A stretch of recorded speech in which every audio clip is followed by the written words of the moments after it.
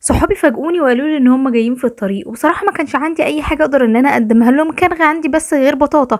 عملت بقى ببطاطايه واحده بس احلى كيكه ممكن تاكلوها. تعالوا نشوف المقادير كده مع بعض. مبدئيا الكيكه دي اقتصاديه جدا جدا، بس ما تنسوش بقى تشتركوا في القناه وتعملوا لي لايك. ويلا بينا اقول لكم المقادير: كوبايه وربع دقيق، اي نوع دقيق، وكوبايه الا ربع زيت، وكوبايه سكر، وكوبايه من البطاطا المهروسه. انا عملتها ازاي هقول لكم دلوقتي واحنا بنشتغل. ومعلقه قرفه صغيره، وبيضتين بدرجه حراره الغرفه، وزبيب، معلقتين زبيب كده كبار، بس دي لو انت مش عايزه تحطيهم خلاص، وطبعا بيكنج باودر وفانيليا. مبدئيا كده شغلت الفرن على درجه 180، وقلت عقبال ما انا بقى ابدا كده ان هي تسخن. وعملت الصينيه بتاعتي، دهنتها زيت ورشه دقيق، وبدات بقى في المكونات. جبت بقى البيضتين، نزلت عليهم بالفانيليا، ونزلت كمان عليهم بكوبايه السكر، وقعدت اضربهم كده لحد ما بقوا زي خليط ابيض. تمام. عايزه تعملي كل برضو المكونات دي في الخلاط، تمام جدا. شوفي اللي يريحك، هي كيكه سهله جدا واقتصاديه، وتقدري ان انت تعمليها في خلال ربع ساعه نص ساعه وتبقى جاهزه معاكي. طب عملت البطاطا ازاي؟ انا جبت البطاطا وغسلتها كويس قوي وقشرتها، وحطيتها في حله مع ربع كوبايه ميه، وعلى نار هاديه لو انت مش مستعجله عليها، او على نار مرتفعه شويه لو انت عايزه تنجزي وتخلصيها يعني بسرعه. نص ساعه، ساعه الا ربع بالكتير، هتهرسيها وتسيبيها لحد ما تبرد، وتبداي بقى تشتغلي بيها. تمام. انا عايزه اقول لكم ان انا بعمل نفس الخطوات دي في البطاطا، وبخزنها في اكياس وبشيلها طول السنه. بقى عندي بقدر ان انا اعمل لكم بيها كمان كريم كراميل بالبطاطا، بيبقى تحفه، وعملت لكم قبل كده حلقه عنها، وهسيب لكم اللينك بتاعها تحت في الكومنتات.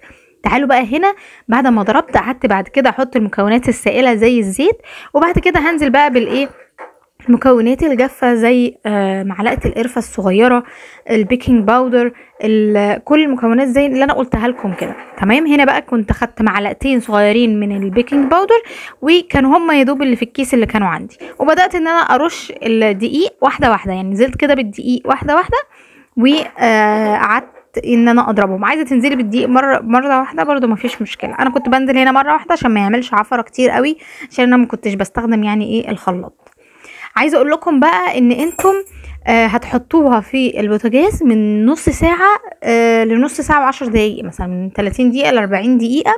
اهم حاجه لو انتوا هتعملوا في قالب انجليش كيك كده، تخلي بالك ان انتي من النص ما يبقاش طري، يعني تستنوا، لان ممكن انتوا تحطوا الشوكه مثلا او السكينه يعني، او الخله بتاعتكم من الجنب، وما تبقاش استوت زي ما حصل معايا يعني، واضطريت ان انا ادخلها تاني. وهنا بقى كنت خلاص بحط كوبايه البطاطا بتاعتي المهروسه.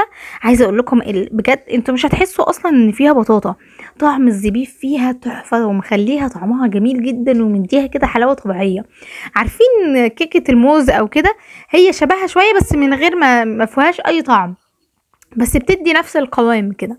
وهنا كنت خلاص بقى بنزل باخر حبه دقيق كده عندي، وبدات ان انا اضرب كده. كنت بحط هنا المنخل بتاعي علشان كان بيعمل زي عفر كده عشان الدقيق، وهنا خلاص كنت بضرب اخر ضربه بتاعتي، وهبدا بعد كده انزل بالزبيب بتاعي. والزبيب ده اختياري زي ما تحبي، مش عايزه تحطيه مش هيفرق اي خالص، بس اللي بيحبه بجد يعني بيدي طعم حلو قوي. وبعد ما ضربت كده شويه بدات ان انا انزل في القالب بتاعي. هتلاقي مثلا شويه ان هو تقيل شويه، مفيش مشكله، علشان ممكن عشان يعني البطاطا. لكن بعد كده عايزه اقول لكم، بعد ما خرجتها وسبتها تبرد، طبعا انا ما لحقتش يعني هم كلوها على طول، فتحوا وكلوا على طول.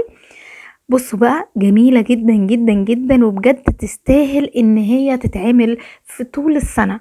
حاجه سهله وسريعه، تقدري تعملي كيكه وتغذي بيها الاطفال بتاعتك، تديها لهم وهم رايحين المدرسه، تديها لجوزك وهو رايح الشغل. حاجه طعمها جميل خالص يا لولا، وبجد حاجه مناسبه جدا ان انت تقدميها، وحاجه طعمها حلوه تقدميها لاصحابك لقرايبك اي حد جايلك. ما تنسوش بقى تشتركوا في القناه، وتدعموني بكومنت حلو واللايك بتاعكم الجميل، علشان توصل لاكبر عدد من الامهات. واشوفكم في فيديو جديد.